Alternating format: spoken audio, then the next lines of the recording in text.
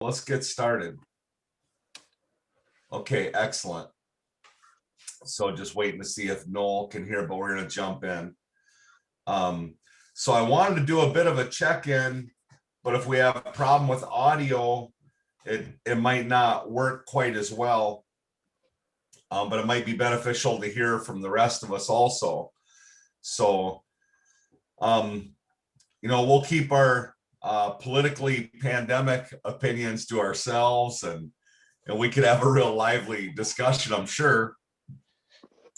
But just, over the last year, it's been wild, it's been hard, but I'm wondering maybe to share one or two things that you're really grateful for out of this last year. What good did it bring you? I just think when we're facing negative situations, the best thing we can do is go to gratitude and speak about what we're grateful for, even in that arena.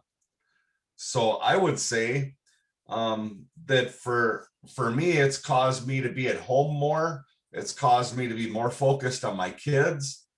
It's brought, it took away a lot of distractions. So I feel like I've done a much better job in business with employees, with my own personal focus. So we could talk all day about the negatives, but those are some real positive takeaways that I'm grateful for over this last year. So anybody else want to share?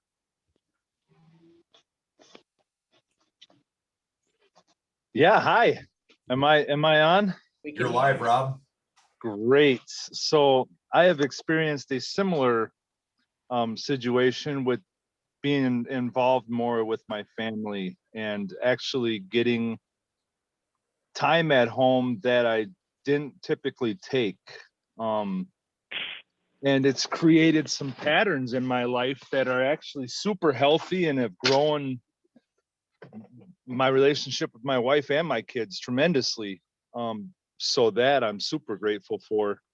And the business aspect, I have actually started to be more organized. I got a couple whiteboards with some details, daily things that I'm trying to accomplish, goals, weekly goals that I'm trying to accomplish. And I make it a point to get on that whiteboard weekly. Most of the time it's a daily thing, but every week I'm on there a couple times, organizing it, putting things in, rescheduling stuff that didn't necessarily work, and I'm fine tuning that. So that's great. Little bits of organization and definitely relationship building has been super amazing this last year for me. Wonderful. I can jump in here. So one thing that for me that I could really be thankful for is that things didn't really change a whole lot for me, which was good. Like I already worked online, and so there was not like an actual in-person component to my business. It's all on the internet, so that didn't really stop. And as far as work goes, I'm locked in this office by myself way, so I didn't ever have to like not go to work. So pretty much normal there. And business really didn't slow down at all. In fact, it increased because everybody started to come online. And the biggest challenges was with the kids being at home. And so most of the challenge was, and we're not supposed to talk about challenges, but but most of the challenge was my wife trying to homeschool all the kids. Yeah, on the working side, and just one thing I'm really thankful for is our church. We went to church, we were able to get together as a community, as a family, and just do life together. Whereas everybody else was isolated and alone. And I never even felt that, not even one time. And the only thing I felt bad about was just all the people that don't have what I have. Like, it's such a great thing that we have. Like, we're worshiping, we're together, we're having a good time. And then when you think about all these people that are just scared and alone, it's really sad.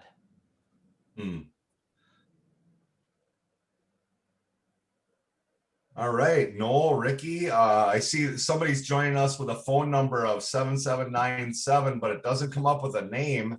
Are you able That's to me. hear us? Oh, it's Noel. Yeah, that's me. Oh, that's Noel. Yep. Okay, so you're just working Yeah. off both. Perfect. Right off of both of them, the telephone and the um, what was the camera on the cell phone. Yeah, wonderful. So Noel, what are you grateful for Combination. over this past year? Well, that I'm still alive. That's the first thing, because I went through that COVID-19, and it took me out for about 3.5 weeks or so. And Fine.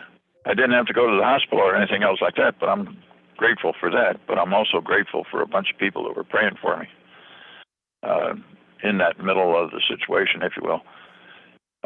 I work from home, so a lot of what would normally cause people in that situation to be slowing down, you'd say, well, it just keeps going the way it is. But I guarantee you that when you have that virus, it knocked me out for a long time, and I'm grateful that God took care of that situation and provided in the middle of all of that stuff. And I did a lot of sleeping, and I'm finally back on 2 feet and running wild like all the rest of the people are right now. So Well, good. that was Noel, my birthday present for last year.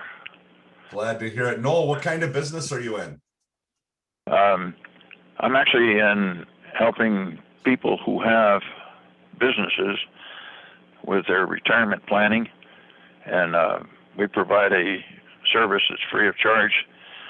And if we can be a benefit to you, then it works in both of our benefits, if you will. But the thing that we do, if you've got between 10 and 20 years between now and when you're going to retire, we can provide a tax-free retirement, and at the same time give you cash from things that the government has opened up even since the beginning of this year that will certainly profit for the future, not only of your business, but also for your personal life. Okay. One of the things that's come up is, I'm not sure if you're aware of it, because a lot of people who've been dealing with 20 taxes have been tied up with their accountants on that, and even the accountants are not aware of it. But under the CARES Act, for every employee you have currently or that you hire this year, there's up to $33,000 available for each one of those. And that's what we're promoting right now, Okay. so that we can keep people afloat. Nice. Wonderful. Well, maybe have to talk sometime offline. It sounds, I'd like to learn more about what you do. Rob, you want to share real quick what you do? Hi, guys. So I am a contractor. I just started a business 3 years ago, mainly builder, remodeler.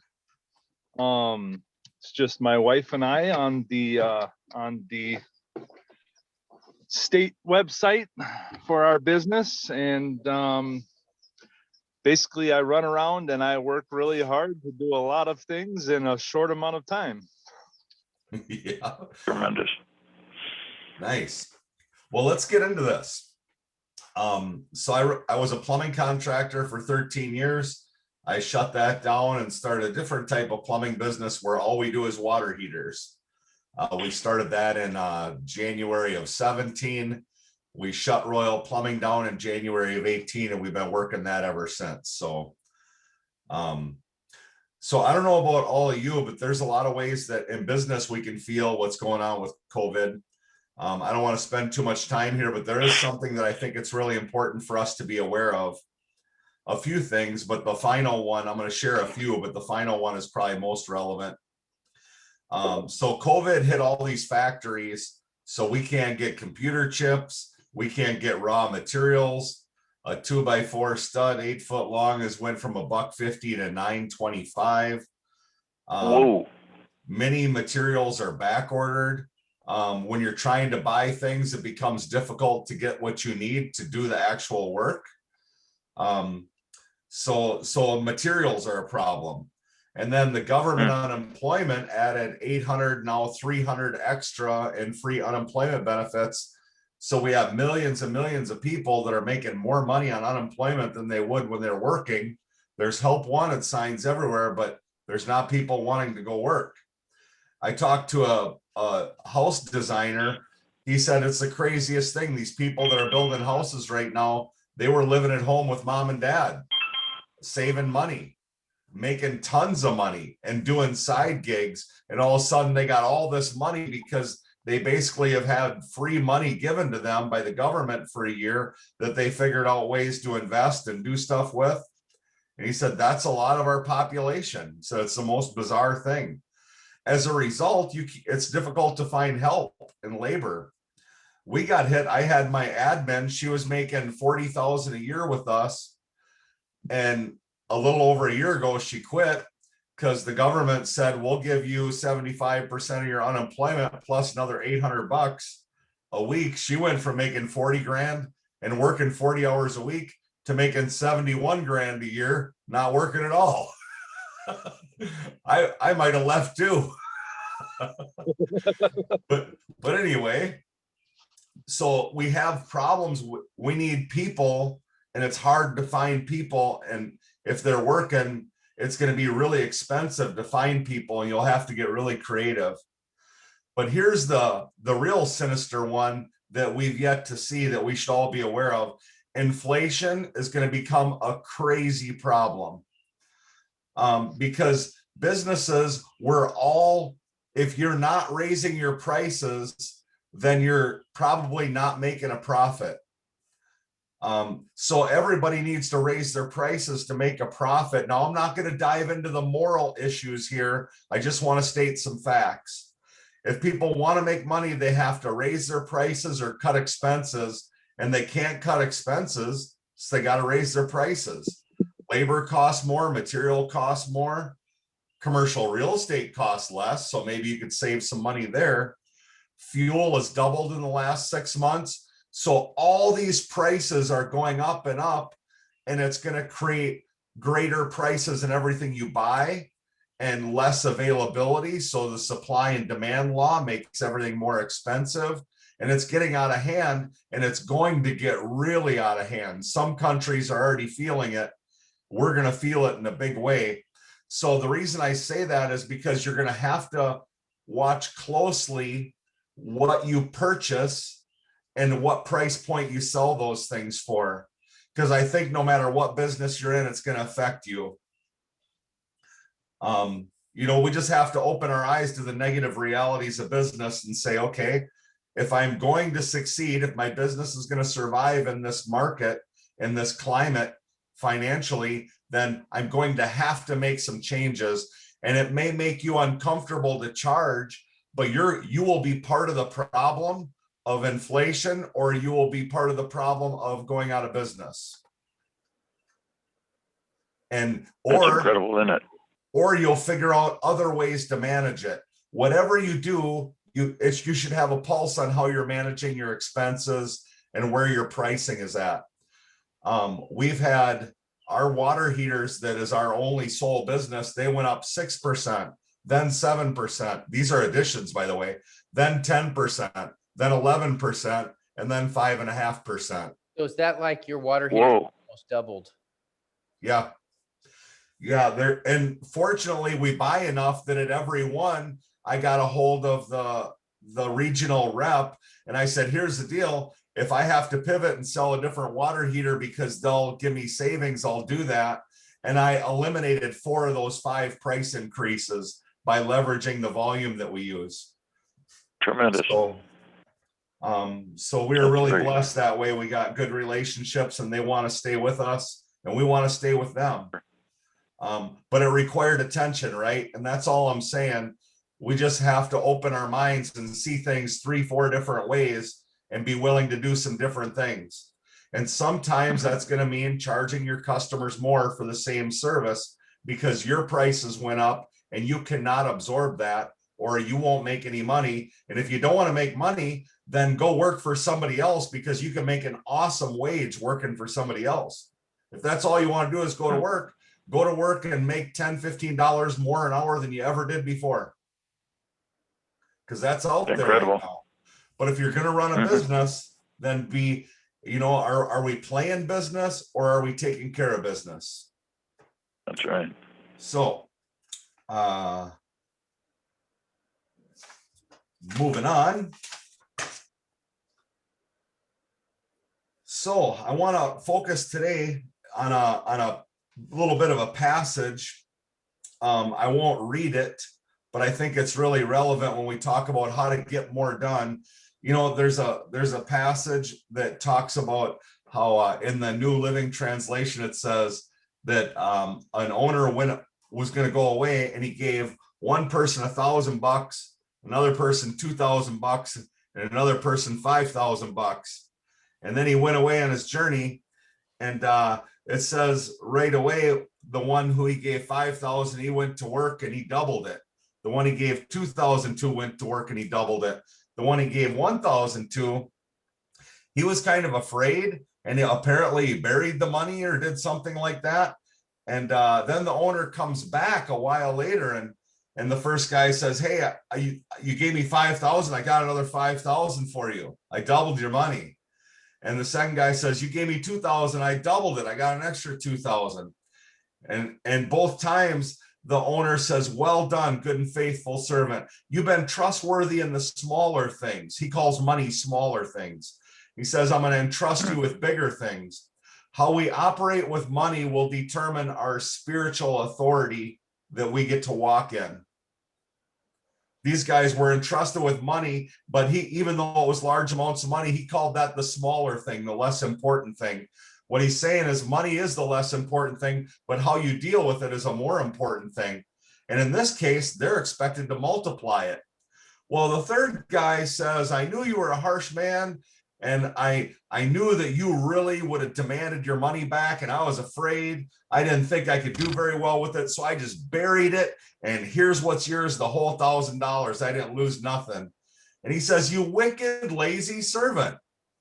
Why didn't you at least put it in the bank and give me a little interest, a little usury on the money?" So the owner in this story is demanding that people are creative and figure out ways to multiply. It's the same command they got in the garden: be fruitful and multiply. It's the same command Noah got when he got off the boat: be fruitful and multiply. It's the same command that Jesus gave: go into all the world, make disciples who will make disciples who will make disciples, multiply. And now here we have a money story where they were demanded to multiply the money. Here's what I see. They all had abilities. They were all given an opportunity to work with their abilities. They were all responsible for investing and making a profit for the owner. Let that sink in. Understand, this is talking about what we do for the Lord. With what he gives us, we're absolutely expected to make a profit for him. If he's gifted us in different ways, we would be very foolish to be just soaking it all up for ourselves. Every one of them was going to be examined for what they did. They were going to be rewarded or punished based on the results. And the results were driven from a mindset. Two of them had a go-getter mindset. One of them had a fearful mindset. So what I think is really interesting, though, is there's something in this passage that's not talked about. And that is, how did they double their money? Exactly. It's not talked about at all. It's totally left to their creativity. He gave them the resources and he separated himself from them, and they had to figure it out, just like we got to figure it out. Don't you wish there was just a right template for how to do your business? But that's not how it works. He gives us that freedom, that liberty, that divine excitement to go figure it out. And I think what we do in the figuring it out is just as important as anything else. Will we maintain our integrity, or will we fall to dishonest gain? Things like that. So anyway, I just think it's fascinating that there's no description of how they made the money. How did they bring profit?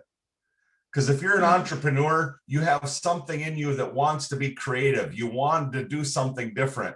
You had an idea, but that wasn't the only idea. You could have went and worked at a job with that idea. There was something That's right. else in us that wanted to figure out a way to make the increase and multiplication happen.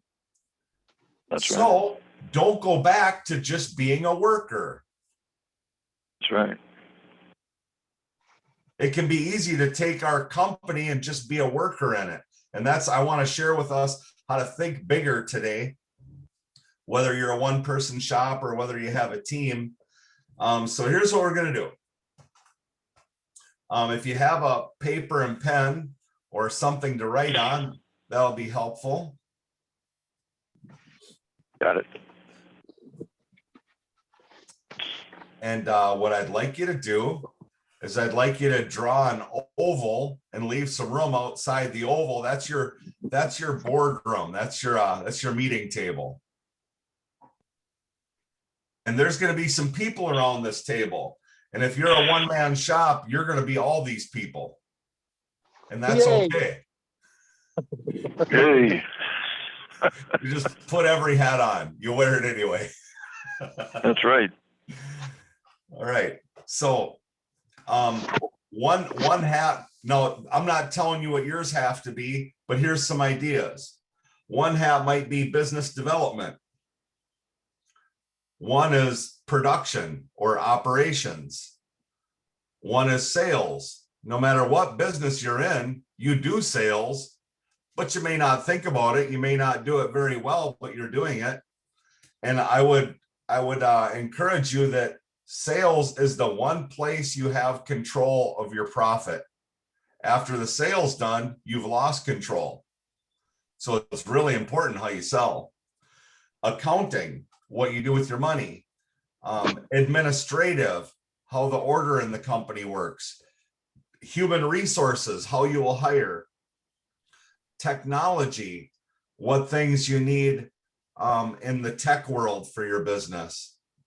Legal, if there's some reason that you should have legal counsel. Marketing. Now, if all you do is, I've heard different people say with so much pride, I never spent a penny on marketing. And I say, that's a lie. How many times did you go meet a builder? How many times did you do this or that? You believe me, you hustled and you did your marketing.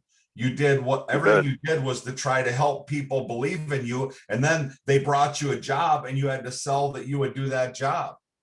So you do marketing, but maybe you don't do it well.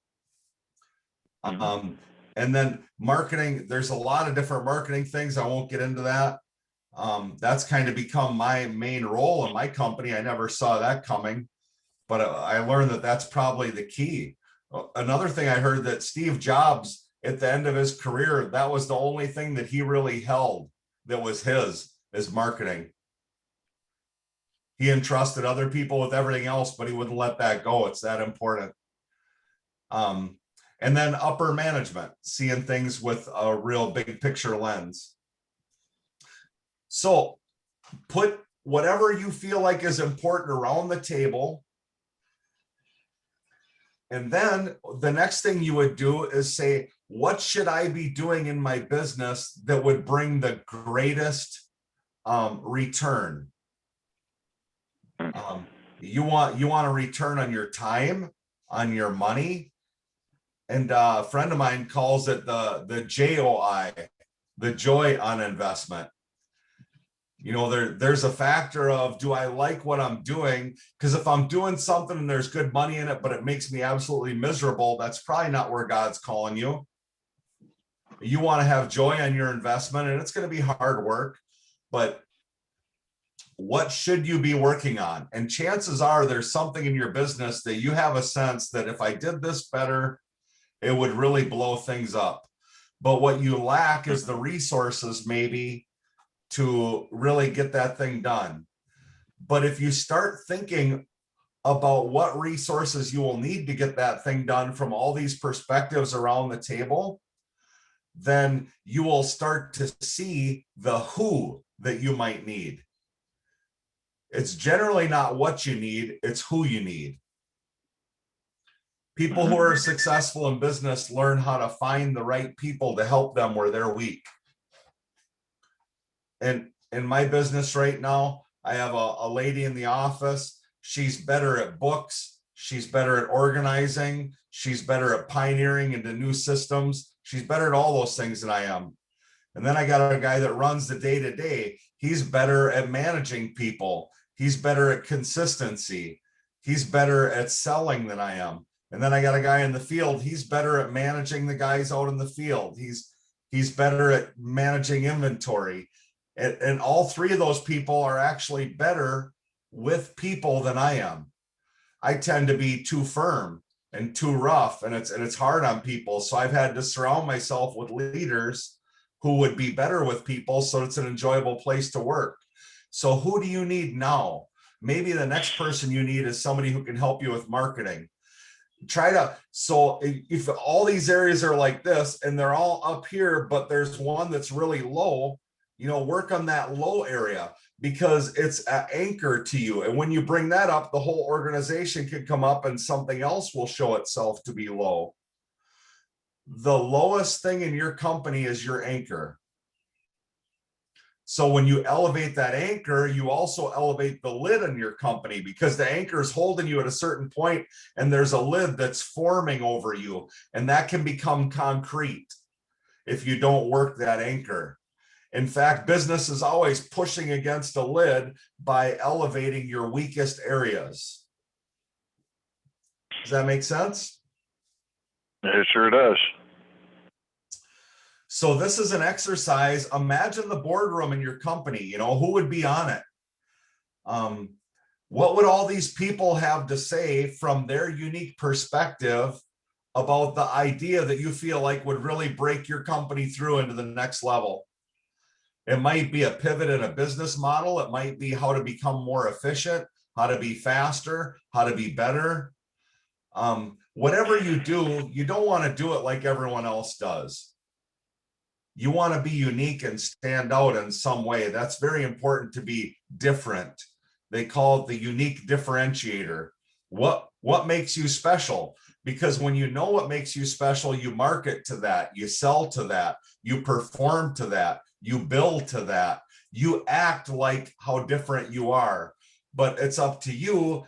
Like the guys, we don't know how they made an extra 5,000 or 2,000, but they did something different. Because if anybody could have went and doubled their money, everybody would have. They did something different.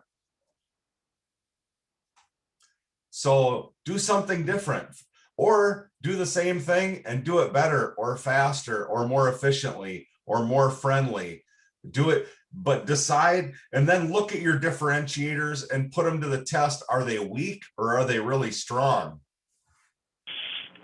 My business coach right now is trying to tell me to do this guarantee that just drives me crazy. He said Domino's made it big because they guaranteed if you didn't get your pizza in a half hour, it was free. And my coach is telling me, I want you to put a guarantee out there that if we don't install your heater in 24 hours, it's free. Wow. He said, you'll take over the country if you can figure it out. And I think he's right, and it terrifies me, and that's a sign of a good idea. I told him, quit talking to me about that. I got more important things to do. He said, there is nothing more important than getting that unique differentiator that no one else will copy. I bet you those guys were messing their pants in that Domino's boardroom when they said, if we don't get the pizza there in a half hour. I bet they were too. Yep.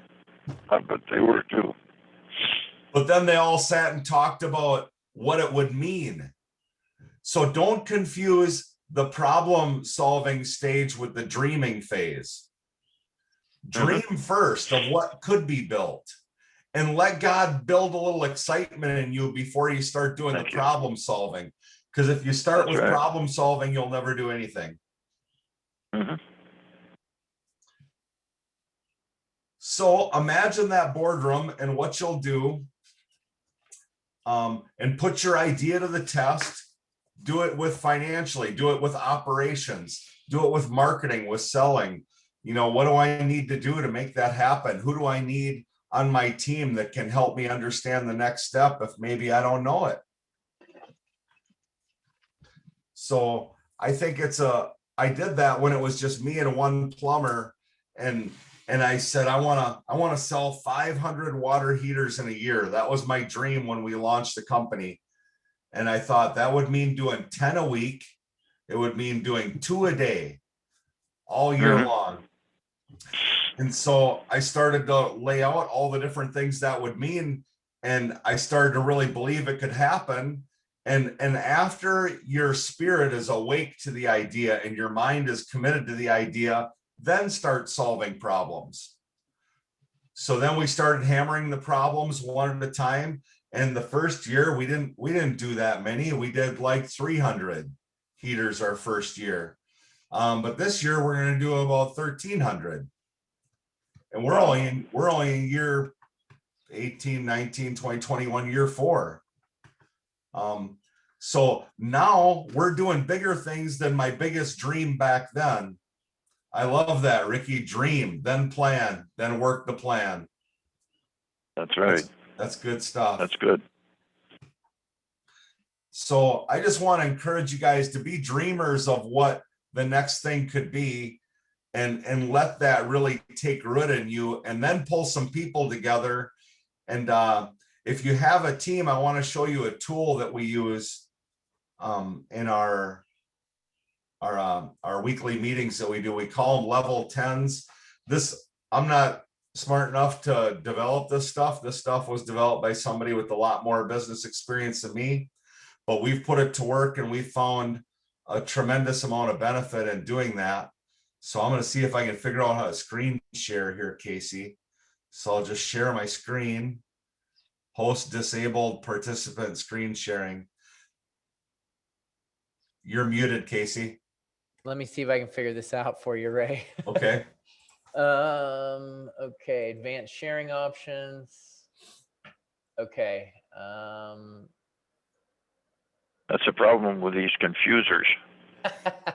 Give it a shot, Ray. See if it works now. The big green button in the middle. Oh yeah, it's all over there. Wonderful. So let me see which one I want to show here. Let's start with this. So what this is are you seeing this form? It's called It's the Fast Rock Planner.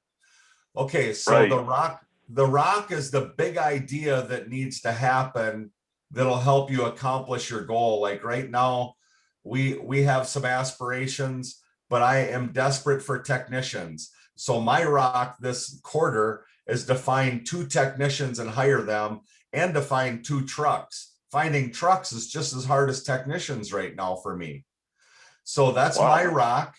And then when I describe the rock, and is it fast, that means, is it frequently reviewed? Is it ambitious? Is it specific? And is it transparent? You know, if you want to play games in business, this isn't for you. But if you want to hold yourself to accountability and start to scale and climb, scaling a mountain is hard, right? And when they say scaling a business, it demands, it's going to be really hard work. The hardest work anybody can do is think. And this requires a lot of thinking, really hard thinking. And a lot of people will never do that kind of thinking. I know I never did until I was taught the value of it. So I write down the rock, and then I start to lay out increments for the rock by date. So I say, what date does this need to be done? What's my first step? So like, for example, my first step was to spend 6 hours this last week recruiting at wholesale houses and Menards and Home Depots. So I went and did that. I hit my goal for this week. I can't control the results, which are lag measures, but I can control the input work that I do, which are the lead measures. So these are all lead measures. They're activity that you do that if you do them, it's reasonable to think that you will reach your goal. And then after you do them, we'll see if you reached it or not. So you put all these steps in there, and then the resources. This is where your who's go. who do I need to help me complete this? Or what materials do I need? Or what education do I need or whatever? So that's the Fast Rock Planner. I wonder how I close that now so I can go to the next thing. I'm gonna try this. So are you guys seeing this now? It's a scorecard, Yeah. rock Okay, review. perfect. Perfect. So I'm gonna put it here so I can see it too. So what we have here is the weekly level 10 agenda for meetings.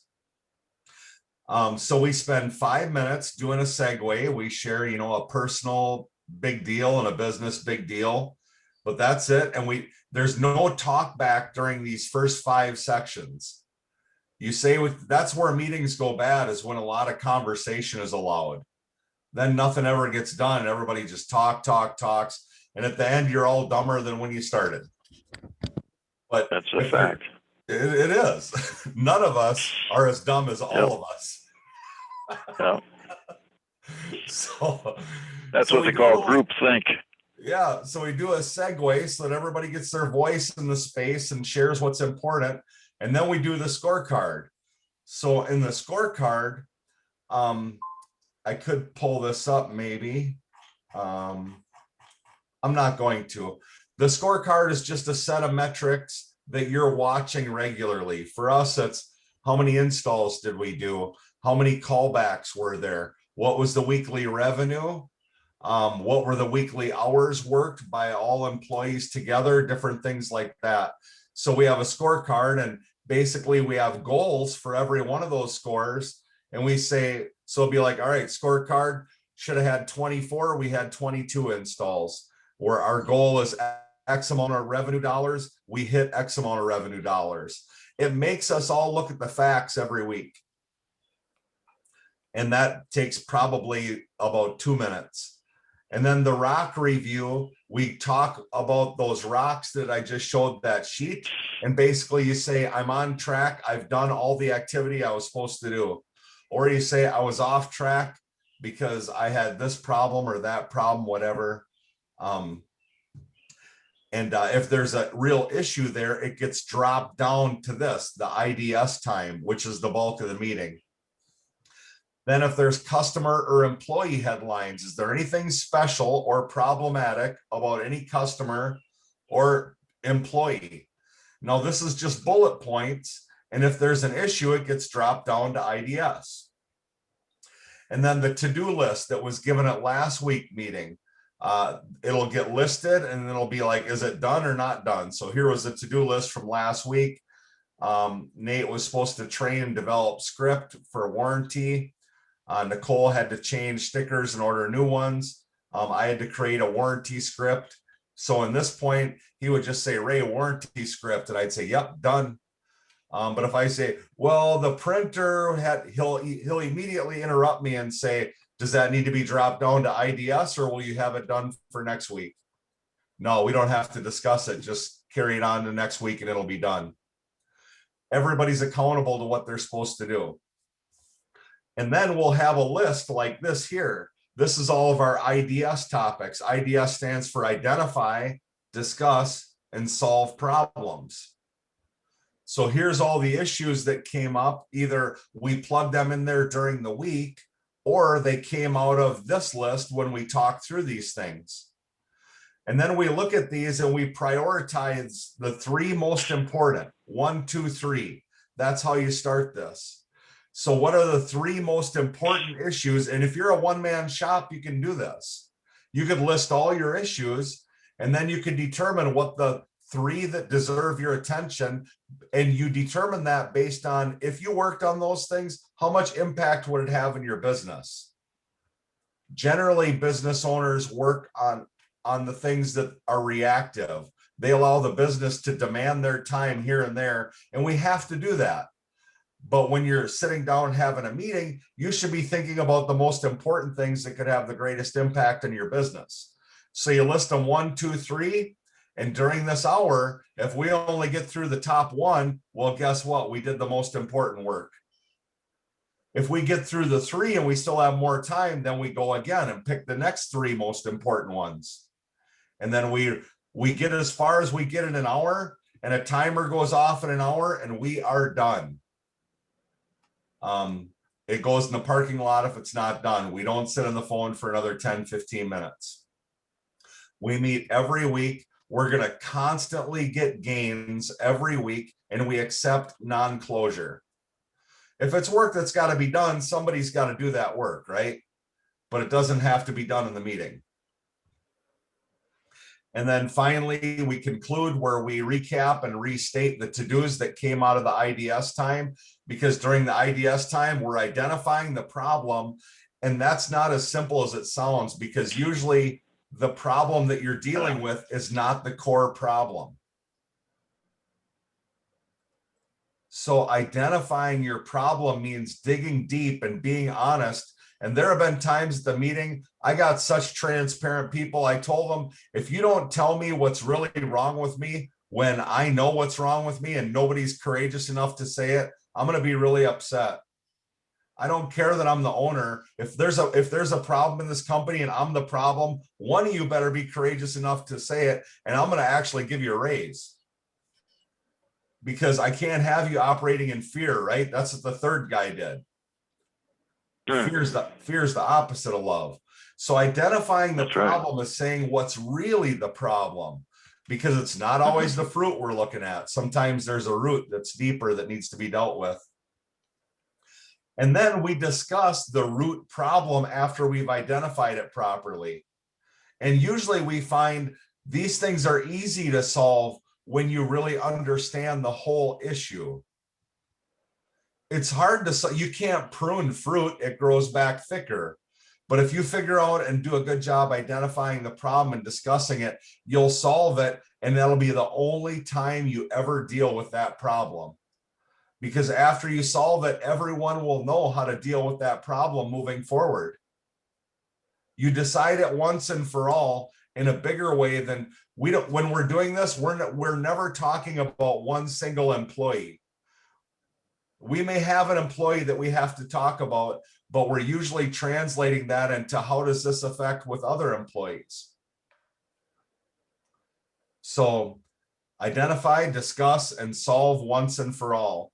It's a delight that we never talk about the same things during our IDS times.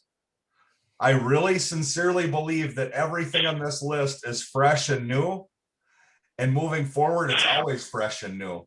It's never the same old problems, because we've over 9 months of working this, we've learned how to identify our problems really well. So that's the secret of a good meeting, is identifying the root of the problem and discussing it for the purpose of solving it once and for all. And then at the end, we conclude, we recap the to-do list. If there's messages that need to be cascaded to somebody else in the company out of that meeting, whoever is the direct report will be responsible to do that. And then we rate the meeting 1 to 10. And our meetings start right at 8 o'clock and they end right at 9:30. They never go a minute longer. If they do, I'm not on the meeting, because I just turn my camera off at 9:31. And I think everybody else does the same thing, because we're just committed. We're going to start right on time and we're going to finish right on time. Very important. Yeah, it's really helpful. And there was one other thing I wanted to show you here.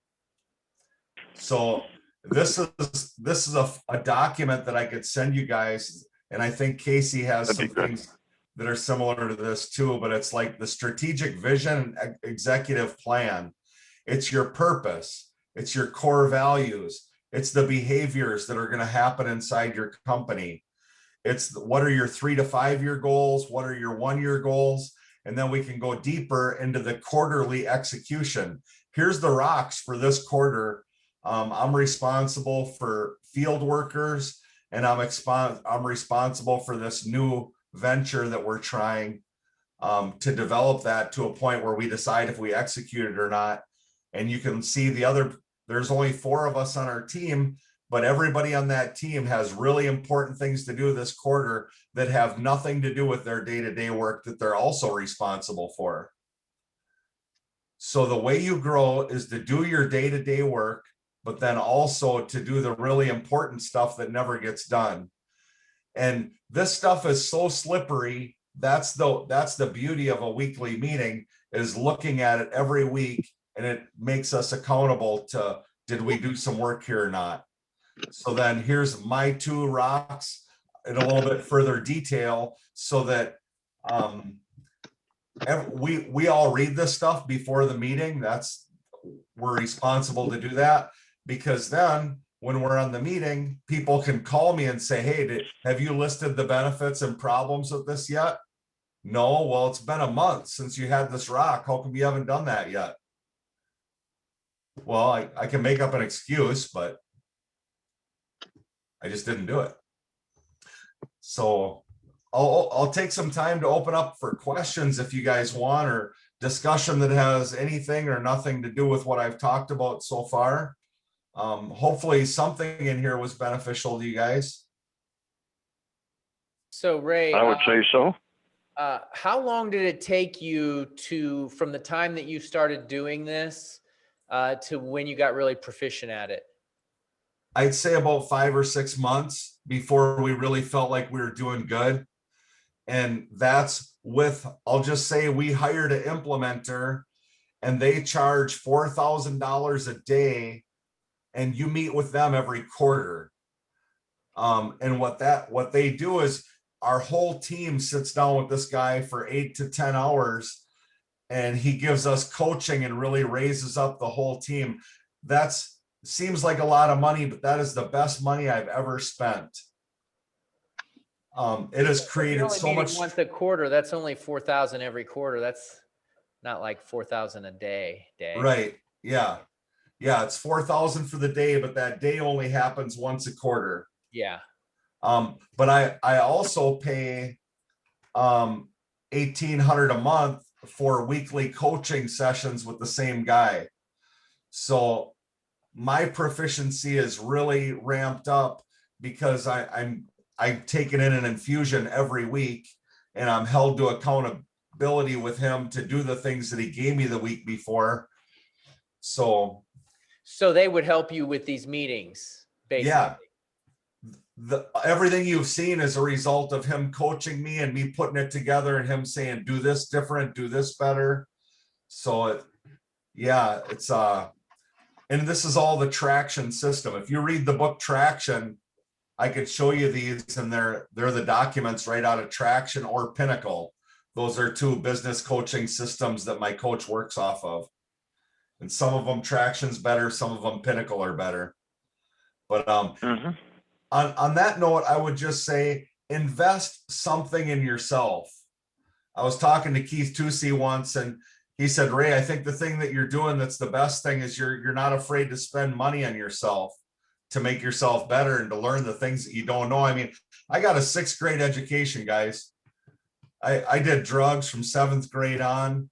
I spent 1,000 nights behind bars. I have no formal education whatsoever, but I'm extremely teachable and I'm hungry for it. So I go at these people to help give me the things that I need. And, just because you didn't do school right doesn't mean you're stupid. That's not learning makes you stupid. So yeah, it took quite a bit of time, Casey. Yeah.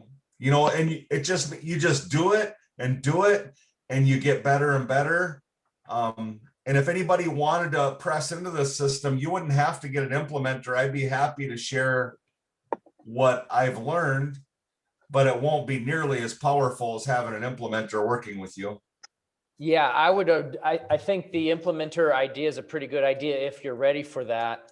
Yeah. I personally did something very similar to this, and I forget the name of the book that I read. It was about leading and lagging indicators.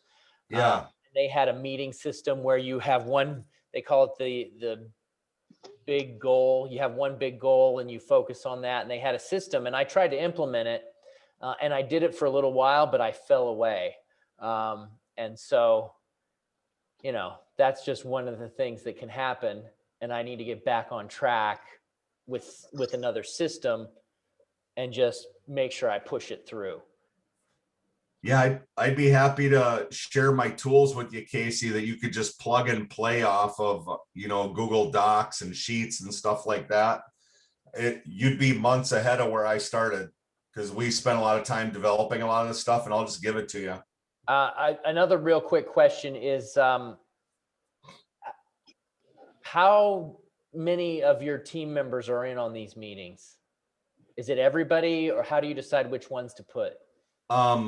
Well, that's off of the organizational chart, which is another important piece of traction. And traction, that I'm the visionary, and then I have an integrator. He takes all my ideas and makes them happen through the company. And then below him, I'm under him in marketing. And then he's under himself in sales. And Sarah's under him in administrative. Sarah's also under him in finances. And then Nate Bimberg is under him for running the field. And then under Nate Bimberg is 4 guys who have different responsibilities. And everybody's responsibility is in their box. You can't have 2 names in a box on an organizational chart, because if 2 people are responsible, nobody's responsible. That's it. Hey, That's it. I'm not going to there. hog all the questions, but I'm taking advantage of this. Was the org chart also in the traction book, or did you get that from somewhere else? That was in the traction book, but we took quite a while to figure out what our organizational chart looked like. And we revamped it. Now we look at it in our level 10 every month, just to make sure that everybody's doing the jobs that are in their boxes, and that nobody's doing somebody else's job. So what it does is it gives everybody a lane to run in where they have autonomy and they feel really good about their job because they own it. They can make it great and get credit for it because their name is in that box. Okay, well, thanks. I'm going to step out and let you guys ask questions now. That was good. I got one addition that you brought to the light there. It's working not only in the business, but working on the business. There's a book, I'll put it up here and so that you can see the title on it, that I just got finished reading here. Oh. And that one has Michael a lot Gerber. of the direction of, and how to put the thing together, and so that the business runs by itself, and then you as a participant owner are in a position of tweaking those things and building a business handbook out of each one of the things that are in your job. It's rather creative, to say the least. Opened my eyes from being a technician to being a owner director. Yeah, I love this. I love the story of the bakery, Betty's Pies or whatever it is in there, that she loved baking pies, but she wasn't a good. That was actually the first book that I read that taught me I was doing everything wrong. That was opened my eyes just in the last 6 months. That's really good. Really, I'd recommend that to you, Rob. Knowing your business, it's by Michael Gerber. It's called The E-Myth Revisited, and it really helps you break apart. Am I an entrepreneur or am I a contractor that's out doing work? And the myth is, if you're out in business, you're an entrepreneur. And it exposes that myth, and it exposed me to where I had to start thinking differently, and it was a real gift. Thanks for the advice. I'll take a look at that. So any other questions or comments? Anybody else want to share something? We got just a couple minutes left here. I got to say, I enjoyed the recording from the last program, and I'm glad this is being recorded. How soon will that be out? I'm going to say probably tomorrow, the next day. Tremendous. Rob, you were saying an email something? Address is available? Oh, I'm sorry. So I was just saying, I kind of feel like I'm out of, you guys are out of my league, or I'm not in your guys' league yet when it comes to running a business. I am not, to be honest with you, I'm not even interested in making some giant conglomerate business at the moment. I am really just enjoying the financial freedom I have, the time with my family that I have. And yeah, I work overloads most of the time, but when I do get some free time, I take my free time and I enjoy it. And I don't think I'm missing out on too much at the moment. However, I realize that if I were to bring this to the next level with some quality employees and some real quality organization, that I might experience a different side of life that I have yet to see. I'm just not dreaming at that level right now. So maybe some good books and some good hard quality coaching. Yeah, that's exactly what I was looking for. That might be in my wheelhouse in the near future. I'm just unsure of where to really go from here. I'm seeing improvements every single week in my business, and just how I'm running in the organization from it. That's it. I'm just a simple carpenter too, and that's really where my wheelhouse is I'm a personable people person. I'm enjoy being around people. I enjoy working with homeowners. I enjoy making people happy. I feel like my work is quality.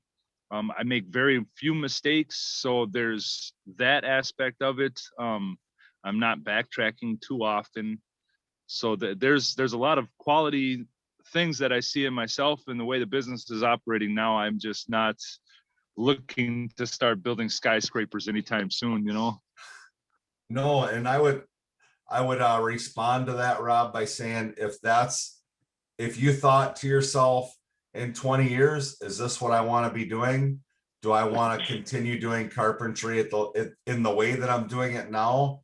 Would I still be satisfied in that? And if you say yes, then you're right in your wheelhouse. Then it's making the micro adjustments to make your business the best that it could be.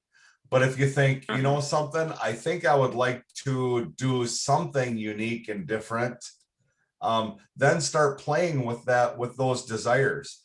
But if you're really content where you're at right now, there's nothing wrong with that. Whatever we're doing, we can be better at it. I agree. Yep, that's good. So I appreciate you being always here. Room for improvement. Yeah. All right, guys. Well, thanks. This was enjoyable to hang out with you guys. And hope you have a blessed day. Thanks, everybody. You too. Thank you. Ray, thank you. Yep, you're welcome. Great time together here. Thanks so much. All right. Good information, guys. Appreciate you. We'll maybe see you next month. Bye, Lord Ricky. willing, in the